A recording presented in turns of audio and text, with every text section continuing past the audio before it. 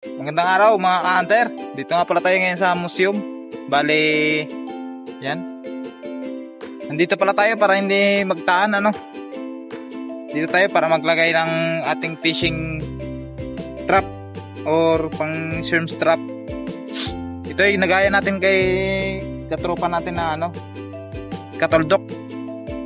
Titestingin lang natin. Pero ito yung pain natin ay isda. Ayan. Matambaka, hinati ko na lang sa gitna. Yung isa dito, dalawa. Lalagay pala natin dyan sa kuweba. Tapos mamayang gabi, siguro sa sunod na lang tayo ulit magtataan mga ka-hunter, dahil ano, patuloy pa rin natin hinahanap yung uniform natin, yung damit natin, no, na nawala sa pagdaya natin sa Rizal. Kaya yan, kapit na natin. Bali, wala pa tayong gana ngayon magtaan ng ano, ng kawil.